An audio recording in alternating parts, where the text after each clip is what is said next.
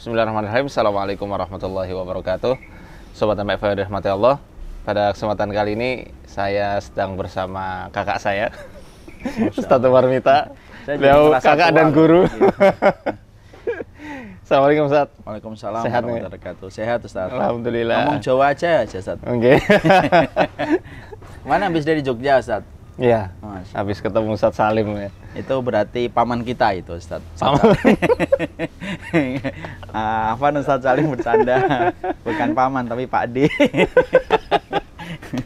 Masya Allah ya. Nah, untuk kesempatan kali ini Ustadz, kami minta faedah dari antum ya tentang hikmah bersabar dalam ujian Ustadz. Karena kan banyak sekali pasien-pasien yang dia itu diganggu jin, sihir sudah lama bertahun-tahun Ustadz. Dia sudah ngaji, sudah mempelajari tauhid, sudah hijrah, sudah taubat juga, tapi kenapa masih terus-menerus diganggu oleh jin? Itu mungkin kita butuh wejangan dari antum Ustadz. Masya Allah ya, sebenarnya Ustadz Muhammad Faizar ini kalau umur bolehlah saya lebih tua ya, tapi kalau wajah kelihatannya saya masih lebih muda sedikit. Dan secara keilmuan sebenarnya beliau yang lebih daripada saya. Masya Allah. Saya akan mencoba untuk memberikan uraian. Kalau salah nanti diingetin Ustaz. Ya, kebalik Ustaz. Yang pertama yang kemudian kita harus ingat bahwasanya kadang-kadang kehidupan itu anginnya bertiup tidak sesuai dengan kehendak hati kita Ustaz. Saya akan mengambil sebuah kisah karena kisah itu bisa menjadi narasi pegangan Ustaz. Ada seorang ulama namanya Alibat Al-Maliki. Mungkin antum pernah kenal, salah satu ulama besar dalam madzhab Malikiyah. Beliau tuh punya istri yang luar biasa Ustaz. Istrinya itu cerewetnya luar biasa, kata-katanya tajam. Bahkan yang paling luar biasa itu adalah beliau tuh pernah difitnah sama istrinya berzina dengan pembantunya. Dan yang memfitnah itu adalah istrinya. Alibat Al-Maliki, padahal ulama besar, faqih beliau. Tentunya keulamaannya dan kefakihan dan kewaroannya tidak usah diragukan. Orang-orang itu ngomong kepada dia, "Mbok dicerai aja, cari istri yang lain yang lebih baik." Gitu. Ada satu jawaban beliau yang luar biasa menjadi pegangan untuk setiap orang yang membaca kisahnya. Saat itu kemudian beliau menjawab, "Likulli mu'minin mihnatun wa mihnati zaujati." Masya Allah. Setiap orang mukmin itu selalu punya ujian Ustaz. Dan ujian saya itu adalah istriku. Dari poin yang pertama ini saya ingin menyampaikan, tidak ada seorang mukmin yang nggak diuji Ustaz. Dan ujiannya beda-beda. Ada yang diuji istri, ada yang diuji suami, ada yang diuji dengan anak, ada yang diuji dengan jin. Dan kita tidak pernah tahu apa irisan ujian yang Allah berikan dalam kehidupan setiap orang yang beriman kepada Allah. Makanya kemudian saya ingat sebuah panggung sejarah kehidupan para nabi. Para nabi itu kalau kita lihat Ustaz, setiap role model ujian yang akan dirasakan manusia itu semuanya pernah dicicipi oleh para nabi dan para rasul. Ada Nabi Adam diuji dengan kesalahan dan diuji dengan anaknya bernama Qabil. Ada Nabi Nuh diuji dengan istrinya dan diuji dengan anaknya. Ada Nabi Ibrahim diuji dengan bapaknya. Ada Asyah binti Muzahim diuji dengan suaminya. Ada Maryam bintu Imran yang diuji dengan keluarga besarnya yang pertama kali ngusir dia. Ada Rasulullah yang diuji pula dengan paman-pamannya. Kalau kita mikirkan sederhana Ustaz. Kenapa para nabi itu mereka hidupnya tidak ideal? Kan mereka menjadi role model kan. Harusnya bapaknya beriman, adiknya beriman, istrinya beriman, anaknya beriman. Dan itu mudah bagi Allah. Tapi ternyata Allah itu memberikan ujian-ujian itu dalam panggung kehidupan sejarahnya para nabi. Untuk memberitahukan kepada kita, kalau nabiku, rasulku aja mendapatkan ujian, apalagi kita bukan nabi dan bukan rasul. Lebih layak untuk mendapatkan ujian supaya punya alasan untuk menggugurkan dosa-dosa kita. Makanya ya itulah dua hal yang kita harus pegang. Yang pertama kali kepada setiap para pasiennya Ustadz Muhammad Faizar. Yang pertama, Masya Allah kalian telah mendapatkan guru yang tepat insya Allah. Ya. Dan yang kedua memang harus membangun sebuah narasi yang dipegang bahwasanya setiap orang tuh pasti punya ujian. Ada yang dikasih ujian dengan istri tapi suaminya sabar. Ana pernah lihat Ustadz, antum pernah meruqyah seorang wanita yang luar biasa sampai 2 2 episode berturut-turut kalau nggak salah. Pas perempuan itu berjilbab, suaminya sabar, suaminya digini-giniin sama istrinya. Ingat ya, Ustaz ya. Tapi suaminya sabar. Memang begitulah kehidupan. Ada yang tidak diuji dengan jin, tapi suaminya kayak jin. Artinya sifatnya melampaui batas, minum khamr, ya zina, tapi tanpa bersalah. Kan ada, Ustaz. Ada yang kemudian suami istri baik, tapi anaknya kayak jin. Ada yang kemudian suaminya baik, ya diujinya lewat jin. Nah itulah yang kita harus pahami, bahwasanya engkau tidak seorang diri ketika kamu itu diuji. Ada ratusan bahkan ribuan orang yang mereka mendapatkan sapaan ujian yang berbeda-beda. Dan tentunya kita paham, kalau di ruqyah itu, kalau kemudian kita itu mendapatkan sakit, kan sebenarnya itu tanda barokah, Ustaz. Karena al-barokah itu bukan tentu sehat. Kan banyak orang yang mikir gini, yang namanya barokah itu sehat, belum tentu. Berapa banyak orang yang sehat itu tidak barokah. Karena al-barokah itu dikatakan oleh Imam Ibnu Rajab, al-barokatu kullu ma tuzidukum fi ta'ah. Apapun yang menambah ketaatan itulah barokah.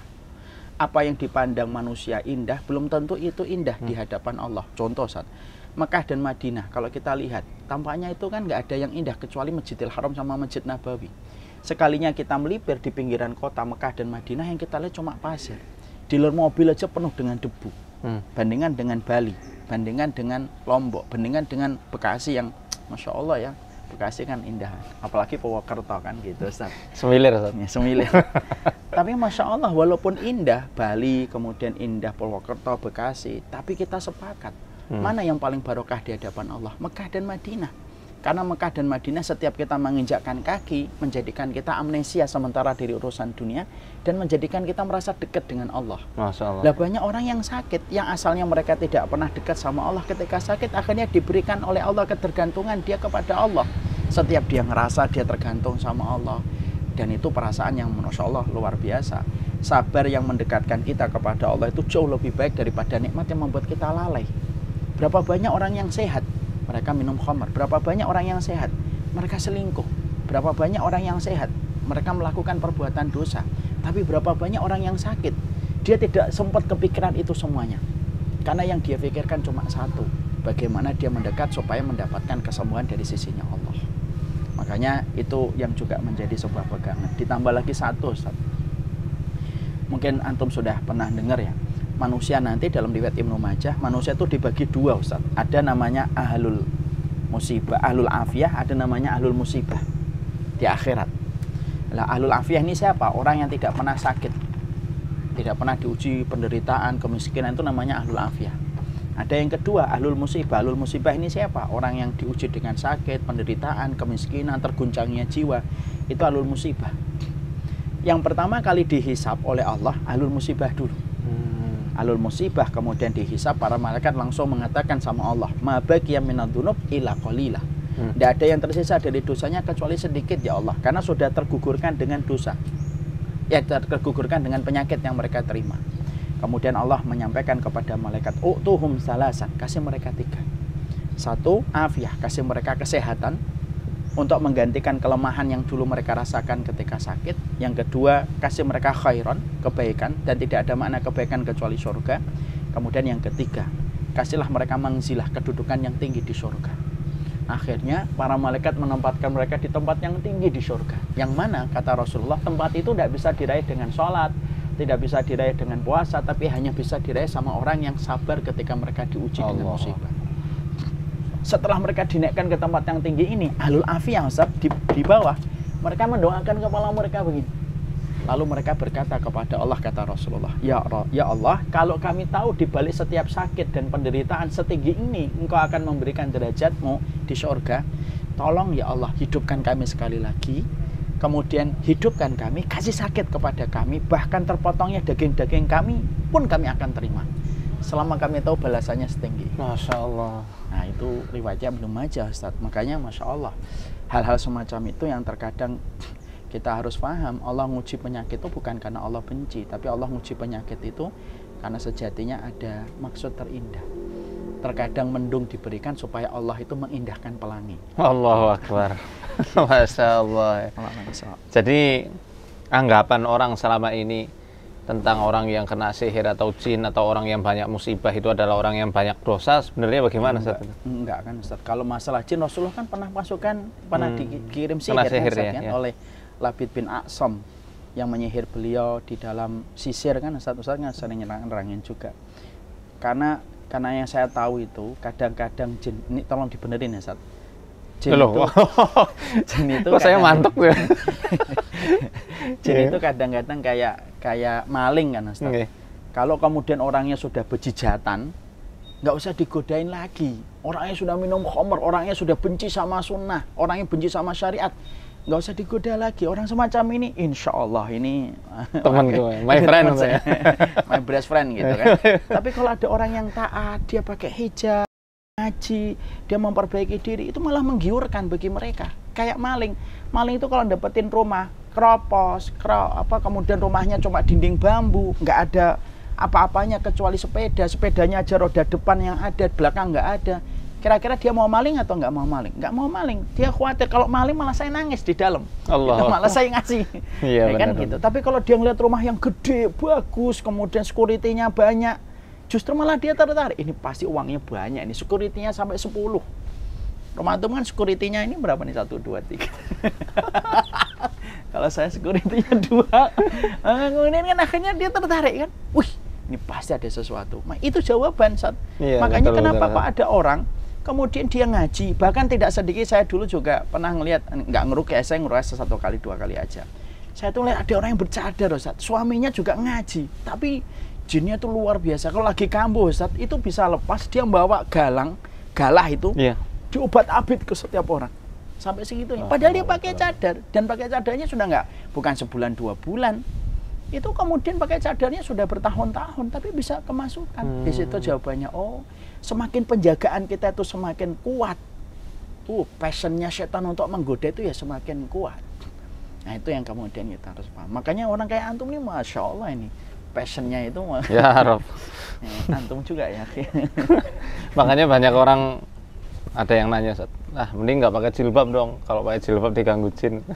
Mungkin kalau mereka masuk ke orang nggak jilbaban, setannya yang kerasukan manusia kali ya? Iya betul Ustaz. Kayak kan itu yang pernah kita ingat nggak Ustaz? Ada yang mengatakan zina itu nggak apa-apa gitu. Setan aja bingung gitu Ustaz. Setan bingung. Saya godain orang dari dulu, orang supaya berzina malah zina nggak apa-apa. Itu setannya malah kalah sama orang yang mengatakan kayak gitu. Itu sebenarnya bukan menjadikan kita akhirnya tidak beragama, tapi justru kita harus ingat, ujian itu berat Ustaz, tapi pertolongan Allah jauh lebih besar daripada ujiannya.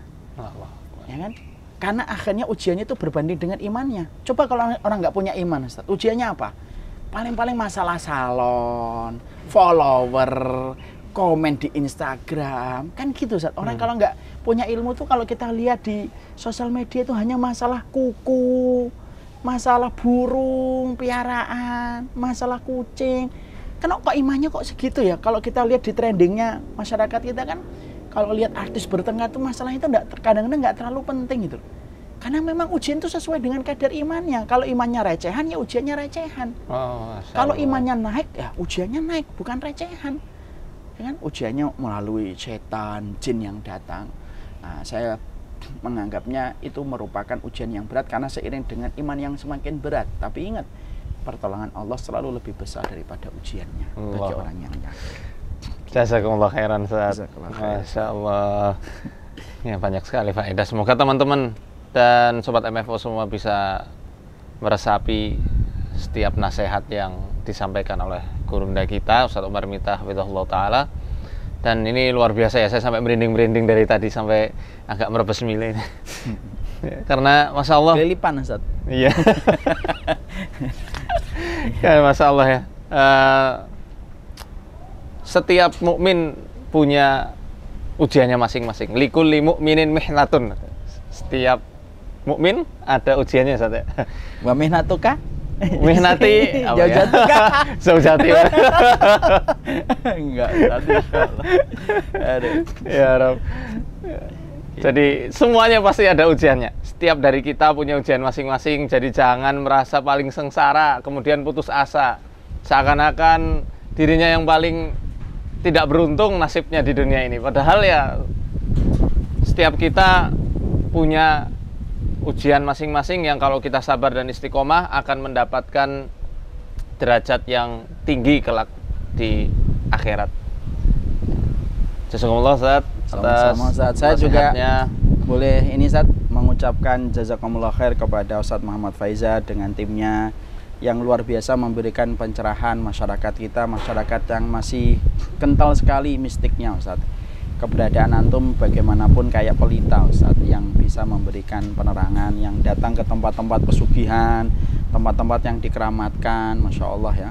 Itu sesuatu yang saya aja belum pernah melakukannya. Semoga antum selalu dijaga oleh Allah, diberkahi. Amin, amin, ya Rabb. Dan saya Amin. pesan ini sama timnya, harus ekstra menjaga Ustadz, karena belum ada yang melakukan apa yang dilakukan oleh beliau untuk mendatangi tempat-tempat yang di situ bukan hanya kemungkaran tapi kesyirikan yang lebih besar daripada kemungkaran. Masya Allah ya, lagi dialog turun hujan, ini tanda berkahnya ini. Amin ya Rabb. Masya Allah. Semoga kita bisa collab Ustaz ke Iya. tempat pesugihan. Boleh Ustadz. Gitu. Arsadani Assalamualaikum warahmatullahi wabarakatuh. Waalaikumsalam.